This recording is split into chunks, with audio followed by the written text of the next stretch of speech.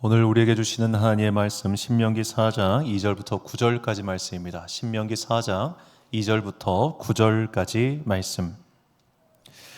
저와 함께 한 절씩 교독하시겠습니다. 내가 너희에게 명령하는 말을 너희는 가감하지 말고 내가 너희에게 내리는 너희 하나님 여호와의 명령을 지키라. 여호와께서 바알보올의 일로 말미암아 행하신 바를 너희가 눈으로 보았거니와 바알보올을 따른 모든 사람을 너희의 하나님 여호와께서 너희 가운데서 멸망시키셨으되 오직 너희의 하나님 여호와께부터 떠나지 않는 너희는 오늘까지 다 생존하였느니라. 내가 나의 하나님 여호와께서 명령하신 대로 규례와 법도를 너희에게 가르쳤나니 이는 너희가 들어가서 기업으로 차지할 땅에서 그대로 행하게 하려 함인즉 너희는 지켜 행하라. 이것이 여러 민족 앞에서 너희의 지혜요 너희의 지식이라. 그들이 이 모든 규례를 듣고 이르기를 이 큰 나라 사람은 과연 지혜와 지식이 있는 백성이로다 하리라. 우리 하나님 여호와께서 우리가 그에게 기도할 때마다 우리에게 가까이 하심과 같이 그 신이 가까이 함을 얻은 큰 나라가 어디 있느냐. 오늘 내가 너희에게 선포하는 이 율법과 같이 그 규례와 법도가 공의로운 큰 나라가 어디 있느냐. 오직 너는 스스로 삼가며 내 마음을 힘써 지키라. 그리하여 내가 눈으로 본 그 일을 잊어버리지 말라. 내가 생존하는 날 동안에 그 일들이 내 마음에서 떠나지 않도록 조심하라. 너는 그 일들을 내 아들들과 내 손자들에게 알게 하라. 아멘. 하나님이 찾아오는 사람이라는 제목으로 하나님의 말씀 선포하겠습니다. 모든 사람이 다 그렇겠지만 저도 군대 갔을 때 군대 생활하기 참 싫었습니다. 너무너무 싫어가지고 머릿속에서 내가 왜 군대를 가야 되는가, 군대를 탈출해야 되는 이유를 스스로 많이 생각을 했습니다.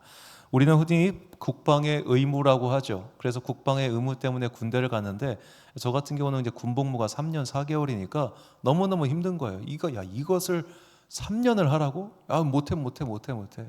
그래가지고 머릿속에서 가장 먼저 든 생각이 뭐였느냐, 어떻게 하면 내 안에서 내가 군복무를 빠지는 것에 대해서 정당화시킬 수 있냐. 그러니까 상상의 나래를 펼친 거예요. 군복무를 뺄 수도 없는데 이렇게 하면 이 군복무는 막 신성한 의무 이딴 게 아니라 이건 나쁜 거야, 막 이런 식으로 말이죠. 그래서 제 머릿속에 생각한 게 첫 번째 대답은 이거였습니다. 야, 내가 지금까지 24년 살아온 동안 이 나라가 나한테 해준 게 뭐가 있어? 나한테 해준 거 아무것도 없는데 내가 왜 나의 인생을 여기다 쳐박아야 돼? 이런 식으로 말이죠.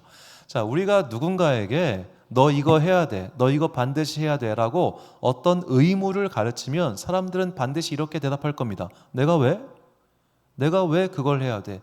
내가 그것을 해야 되는 그 합당한 이유에 대해서 설명해봐. 이거는 아이부터 어른까지 다 똑같아요. 우리는 불합리한 명령에 쉽게 따르도록 그렇게 만들어진 존재들이 아닙니다. 하다못해 직장에서도 상사가 아랫사람에게 업무를 지시할 때도 그 업무를 지시해야 되는 규정이 있고 제한이 있어요. 상사가 무조건 막 무슨 드라마에서 나오는 말도 안 되는 범위까지 지시를 내릴 수 있다? 그건 허구고 상상력이죠.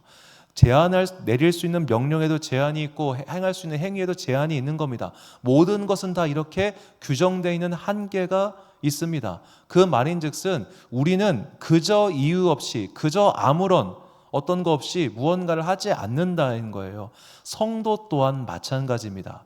자, 우리 중에 믿음 생활을 어떻게 해야 되는지를 모르는 사람 한 명도 없습니다.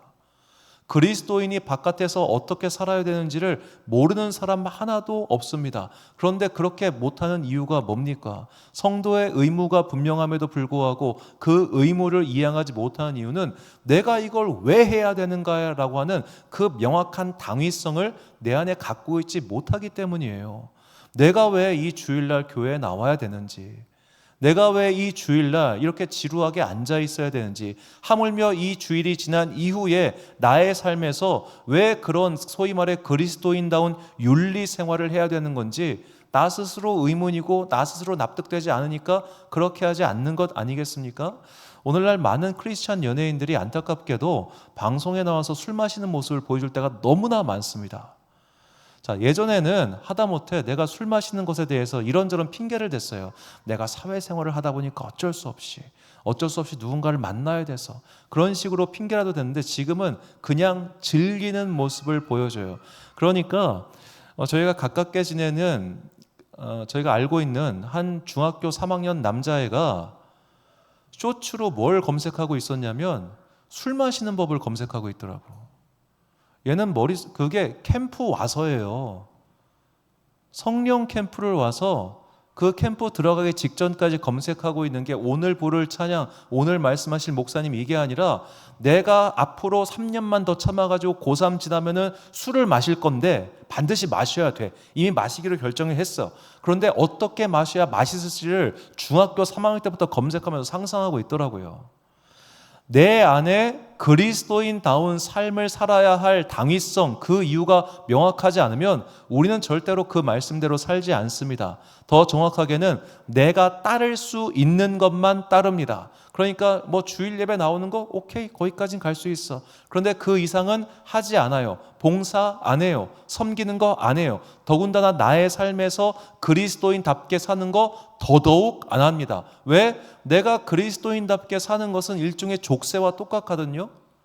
내가 그리스도인답게 살자 했다고, 예를 들어 당장 이것부터 해보십시오.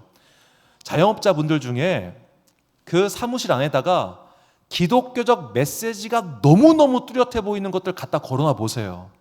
그럼 그 다음부터 부담이에요. 왠지 깎아줘야 될 것 같고, 왠지 양보해줘야 될 것 같고, 왠지 내가 내 주장 강하게 하면 안 될 것 같고, 그런 거룩한 부담감이 우리를 짓눌러요. 그래서 사실 크리스찬 분들 중에 자기 업장에다가 그런 거 안 하는 분들이 훨씬 더 많습니다. 왜냐하면 손해를 본 경험이 너무 많으니까. 구체적으로 물질적으로 손해본 적이 너무 많다 보니까 티를 안 내는 거예요. 그래서 크리스찬 자영업자가 가장 곤란한 사람이 누구냐? 같은 교인이요. 같은 교인이 와가지고 교인인 척하면 그때부터 부담이 힘들어. 괜히 깎아줘야 될 것 같고, 괜히 막 더 서비스 해줘야 될 것 같고. 이 요식업 하시는 분들은 그런 부담감 진짜 많이 가지세요. 고맙죠. 뭐 이렇게 손님들 데리고 오고 해주면 고맙긴 고마운데 그래도 부담되는 게 사실이지. 가장 좋은 건 교인들이 오지라도 장사가 잘 되는 거. 그게 가장 좋은 베스트한 상태란 말이에요. 자, 우리가 우리 안에 성도답게 살아야 할 이유를 발견하지 못하면 우리는 성도답게 살지를 않습니다. 그래서 하나님의 말씀을 가르치는 이 신명기 말씀의 첫 번째는 우리가 왜 성도답게 살아야 하는지 그것을 알려주고 있습니다. 자, 오늘 본문 7절을 보니까요, 우리 하나님 여호와께서 우리가 그에게 기도할 때마다 우리에게 가까이 하심과 같이 그 신이 가까이 함을 얻은 큰 나라가 어디 있느냐. 자, 하나님께서 우리에게 가까이 와주셨다. 야, 이런 가까이 하심을 경험한 나라가 없다.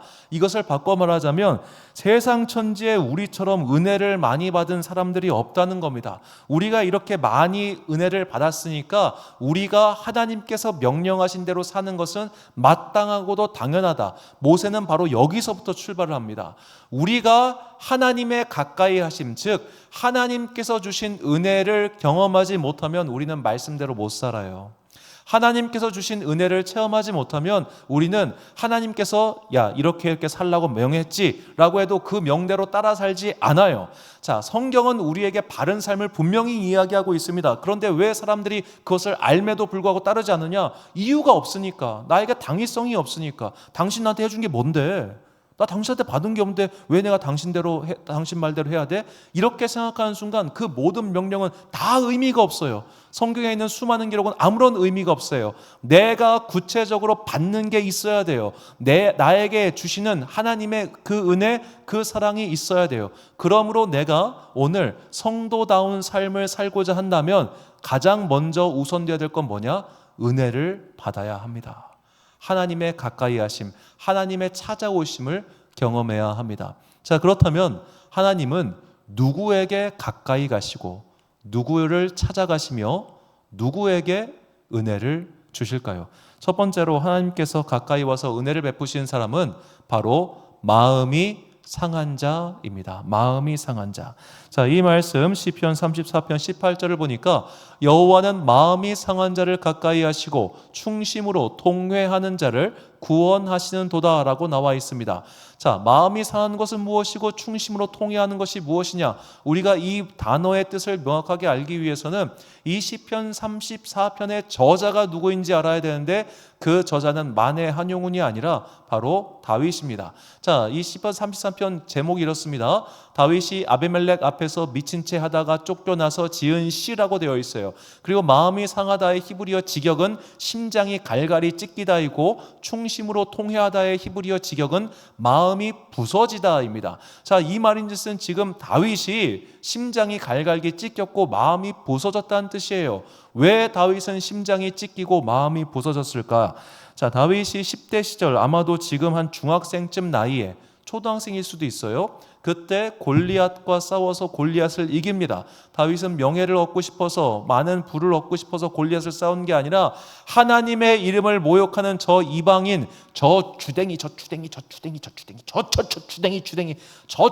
용납할 수 없어가지고 나가 싸워서 이겼어요. 그리고 나서 갑자기 나라의 영웅이 되었고 원하지도 않던 왕의 사위가 되어 왕이 계승권자 중 한 명으로 이름을 울리게 됩니다. 자, 10대 시절에 이렇게 화려한 업적을 쌓았습니다. 그리고 그 10대 시절에 그렇게 화려한 업적을 쌓았으면 이제 20대부터는 좋은 날이 와야 될 거 아닙니까?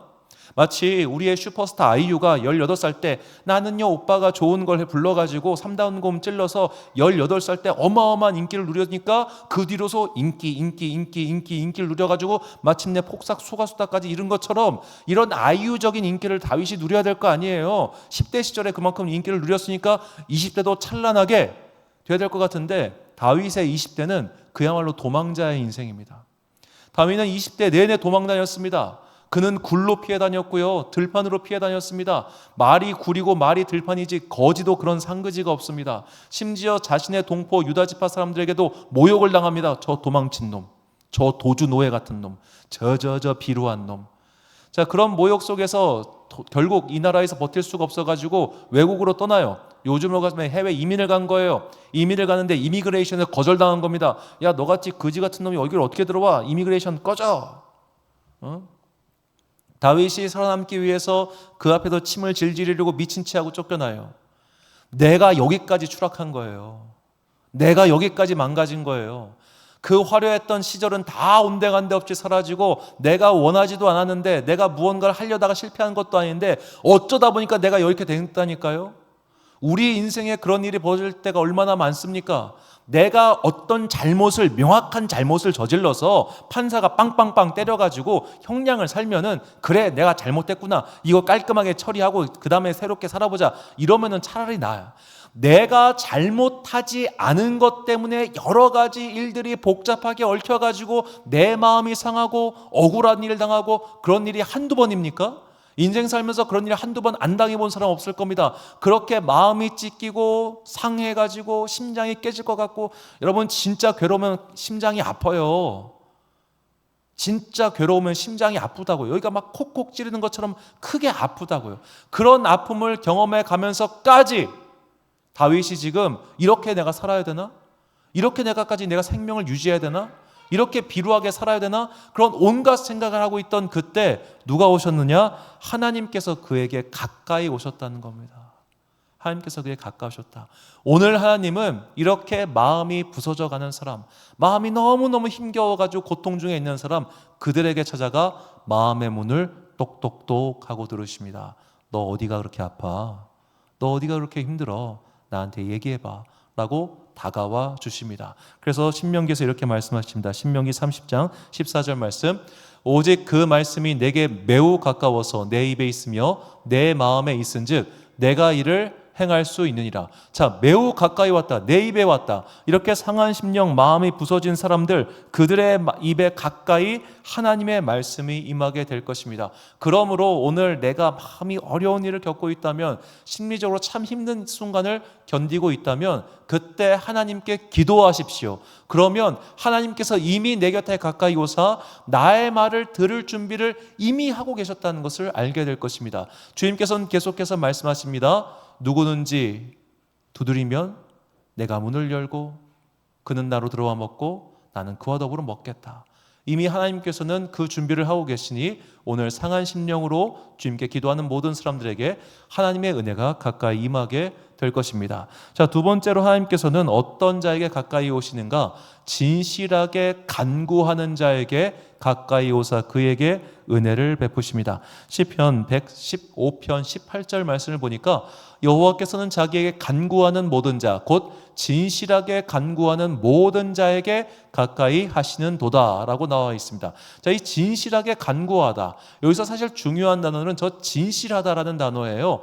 자, 이 간구하다는 그냥 뭐 부르다, 외치다 이런 일반적인 뜻인데, 저 진실하다라고 번역한 히브리어 예메트는 영속성, 일생의 사업으로서 그 일을 꾸준하게 계속하는 성실함, 그 일을 변함없이 계속하는 것이 진실하다는 겁니다. 그래서 진실하게 간구하다의 의미는 뭐냐? 필요할 때만 하나님을 찾는 게 아니라 언제나 변함없이 하나님께 기도하는 사람, 그런 사람에게 하나님께서는 가까이 가서 은혜를 베푸신다는 겁니다. 이것에 대한 좋은 예가 옛날에 그 박근혜 대통령이 이렇게 누구를 가리켜서 그런 말을 할 수 있어. 야, 진실하지 않은 자를 심판해야 됩니다 해가지고 그때 막 진방 논쟁이라는 게 있었어요. 이 박근혜 대통령의 인생을 아는 사람이라면 그가 하는 말이 어떤 의미인지 대충 짐작이 되는 게, 이 박근혜라고 하는 인물은 사실 우리나라에서 거의 없을 겁니다. 6.25 전쟁 이후로 양 부모가 모두 총에 맞아 죽은 사람은 박근혜밖에 없을 겁니다. 엄마가 테러리스트 총에 맞아 죽었고 아빠가 또 부하의 총에 맞아 죽었잖아요. 뭐 여하튼 뭐 잘 쐈다 못 쐈다 그걸 떠나가지고 그의 인생이 굉장히 비극적인 것만은 부인할 수 없을 겁니다. 자, 그러면서 그 일을 겪고 자기 곁에 있는 사람이 다 떠났어요. 그 아버지 옆에 얼마나 많은 사람이 있었겠어요. 대통령을 그렇게 오래 했는데 그 독재자 옆에 얼마나 많은 사람들이 와가지고 우리 공주님 공주마마 했던 사람이 다 떠났어.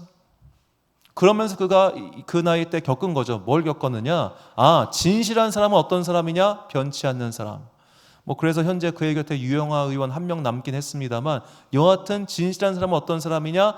잘 될 때 옆에 와가지고 아우 좋다 하는 사람이 아니라 어렵고 힘들던 그 사람이 잘 나가든 변함없는 사람, 그 사람이 진실한 사람이고, 하나님께서는 그런 하나님께 진실하게 다가가는 자의 간구를 들으시고 그에게 은혜를 베푸신다는 겁니다. 왜냐? 하나님께서 그런 분이시기 때문이에요. 출애굽기 34장 6절을 보니까 여호와께서 그의 앞으로 지나시며 선포하시되 여호와라 여호와라 자비롭고 은혜롭고 노하기를 더디하고 인자와 진실이 많은 하나님이라. 하나님께서도 성실하세요. 하나님께서도 변함이 없으세요. 하나님께서도 우리가 슬플 때나 기쁠 때나 어려울 때나 힘겨울 때나 변함없이 우리를 사랑하세요. 하나님은 그래서 그런 변함없는 사람, 진실한 사람을 찾으시고 그에게 더욱더 특별한 은혜를 베푸십니다. 우리가 믿음 생활할 때 참 굴곡이 있어요. 어떤 굴곡이 있냐? 내 삶이 안 풀려, 내 삶이 힘겨워, 내 삶이 아파. 그렇게 아프고 힘겹고 어려울 때는 하나님을 열심히 찾아요. 그런데 뭔가 좀 잘 풀리면 그때부터 안 찾아요. 뭔가 좀 평안하면은 그때부터 이번 주는 여행이나 한번 갈까 하고 여행 쑥 가. 아유, 이번 주는 좀 기도하기 피곤하니까 좀 잘까? 자. 아유, 이번 주는 좀 그냥 교회 나가기도 좀 힘든데 온라인 예배 드릴까? 집에서 온라인 예배 딱 드려. 평안하면 흐트러지더라고요. 하나님께서는 그렇게 평안할 때 흐트러지는 자에게 은혜를 베푸시는 게 아니라 평안하든 어렵든 삶이 곤고하든 평안하든 변함없이 하나님께 가까이 나아가는 자에게 은혜를 베푸시는 하나님이라는 것을 절대로 잊지 마시기 바랍니다. 제가 이제 부목사 생활을 하면서 이 부목사를 하다 보면 어쩔 수 없이 뭐 지금도 그렇습니다만 기부금 영수증을 끊어드리잖아요. 기부금 영수증을 끊어드린다는 말은 이분이 한 해에 얼마 헌금을 하는지를 알 수밖에 없습니다. 저는 지금까지 한 해에 5천만 원 이상씩 헌금하시는 분을 3분 봤습니다. 한 해에 5천만 원입니다. 자, 자산이 일단 대단하시다는 얘기겠죠. 그런데 자산이 대단하면 나도 돈 많이 벌면 그 정도 헌금하지. 에이, 나도 돈 많이 있으면 하지. 천만에요. 돈 있는데 헌금 안 하신 분을 더 많이 봤어요. 제가 아직도 잊지 못한 한 분이 계시는데, 이분이 어느 정도 부자였냐면 반포동에 있는 아파트를 30억을 현찰로 주고 사는 분이었어요. 30억을 현찰로 줄 수 있는 대한민국에 몇 없는 사람 중에 한 분이셨습니다. 그분이 저 개척하신다는 이야기를 듣고 선물을 주셨습니다. 그 선물이 너무 감사했어요. 치약이랑 비누 주셨어요. 치약이랑 비누 아직도 안 썼는데, 자, 내 아파트를 위해서라면 30억 쓸 수 있는 사람도 교회에 300만 원도 헌금 안 합니다. 돈 많다고 헌금하냐? 그거 아니에요. 그런데 제가 이렇게 제가 딱 3명 알고 있는 연간 5천만 원 이상씩 꾸준히 헌금하시는 그분들 보니까 왜 그분들이라고 인생에 굴곡이 없겠어요? 왜 그분들이라고 인생에 어려움이 없겠어요? 일일이 다 말할 수 없지만 그 각자의 가정마다 다 사정들이 있어요. 안 좋은 일도 있고 좋은 일도 있었어요. 그런데 그분들은 변함이 없더라고. 헌금 액수에 변함이 없다는 얘기가 아니라 믿음 생활에 변함이 없어요. 좋을 때나 슬플 때나 새벽 제단 지키고요. 어려울 때나 기쁠 때나 금요철에 와서 기도했어요. 언제 어디서나 주일 성수 빼놓지 않으려고 노력하시는 분들이었어요. 신기해요. 그만큼 돈 있고 그만큼 권세가 있고 그만큼 세상 명예가 있으면 나 같으면 교회 안 다닐 것 같아. 왜? 너무 많은 재산이 있으니까. 너무 훌륭한 아파트가 있으니까. 대단하신 분들이었다니까. 연간 5천만 원이면 대단한 사람들이지. 그게 그 이상을 버는 거 아니에요. 설마 1억 벌어가지고 5천만 원 헌금하진 않을 거 아니에요. 그러니까 그 대단한 사람들이, 사회적 지위도 명확한 사람들이 그렇게 하나님께 매달리고 간구하더라고. 왜요? 그들은 은혜를 체험했으니까. 그러니까 변하지 않더라는 거예요. 그러니까 진실하더라는 거예요. 하나님은 그런 진실한 자들에게 더 은혜를 베푸신다고 잊지 마시고, 평안할 때나 어려울 때나 좋을 때나 슬플 때나 똑같이 진실하게 신앙생활할 때 우리는 반드시 하나님의 큰 은혜를 체험할 수 있습니다. 마지막으로 세 번째, 하나님께서는 어떤 자에게 가까이 오시는가? 바로 하나님을 경외하는 자에게 가까이 오십니다. 하나님을 경외한다고 하는 것은 하나님을 두려워하는 것인데, 이 하나님을 두려워하는 이유는 뭐냐면 하나님을 만나봤기 때문에 두려워하는 거예요. 자, 귀신이 있다고 믿어봅시다. 귀신이 있어요. 지금 귀신이 네 뒤에서 하고 있다고 상상을 해보자고. 귀신이 있다고 믿는 사람은 이런 말 들으면 무서울 거예요. 그런데 야, 그런 건 없어, 다 뻥이야 라고 하는 사람은 절대로 그런 말 듣고 무서워하지 않아요. 예를 들어 제가 예전에 그 런닝맨 봤던 것 중에, 런닝 편수 중에 되게 재밌어하는 게 뭐냐면, 그 일본의 오사카가에 있는 전율미궁, 그게 있어요. 그런데 이 유재석 씨라든지 거기 있는 그 멤버들이, 그 전소민 씨도 그렇고 진짜 왕겁쟁이에요. 왕겁쟁이여가지고 그 이광수 씨도 그렇고 막 들어가기 전에 막 울고 막 가서 소리 지르고 막 자지러지는 장면이 나와요. 그런데 런닝맨 멤버 중에 그런 거 하나도 안 무서워하는 사람이 있어요. 김종국 씨. 김종국 씨는 그냥 그 어슬렁어슬렁 들어가서 어슬렁어슬렁 나와요. 왜 그러냐? 그분은 물론 담력이 센 것도 있지만 그런 것 자체를 안 믿어서 그래요. 사람이 그런 걸 믿지도 않으니까 두려워하지도 않아요. 자, 내 믿음과 두려움은 연결되어 있어요. 하나님을 깊게 믿는 사람은 하나님을 깊이 두려워해요. 반대로 하나님을 믿지 않는 사람은 하나님을 두려워하지 않아요. 그러니까 막 사는 겁니다. 자, 하나님을 경험했기 때문에 하나님을 두려워하는 그 사람에게 당연히 은혜가 가까이 오겠죠. 시편 85편 9절 말씀을 보니까 진실로 그의 구원이 그를 경외하는 자에게 가까우니 영광이 우리 땅에 머무르리이다. 아멘. 자, 하나님을 처음 만난 사람, 하나님의 기적을 체험한 사람은 그렇게 하나님을 두려워하고 하나님 앞에서 바르게 살기 위해 노력합니다. 그런데 우리가 하나님을 경외하는 이 마음을 세월과 함께, 시간과 함께 흐릿하게 잊어버리면 그때부터 믿음이 푹 풀려버려요. 그리고 하나님께서는 그 사랑하는 자의 믿음이 그렇게 푹 풀려버리는 것을 그냥 두지 않으십니다. 그 대표적인 사례가 바로 야곱이에요. 자, 야곱이 부모님 댁에서 부모님 주시는 밥 먹으면서 평안하게 살다가 드디어 그의 나이 늙음하게 집을 나와가지고 어쩔 수 없이 빈손으로 외삼촌의 집에, 정말로 자기 인생에 한 번도 계획하지 않았고 한 번도 본 적이 없는 외삼촌 집.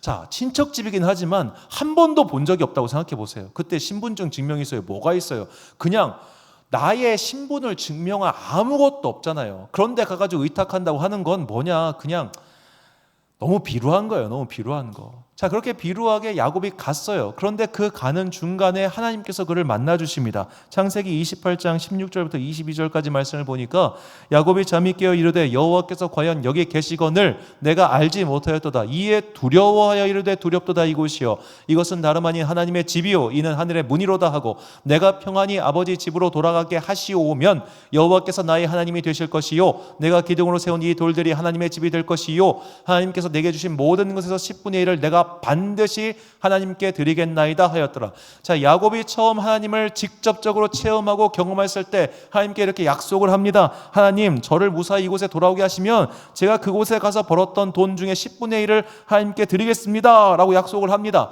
야곱은 이 약속을 지켰을까요? 안 지켰습니다.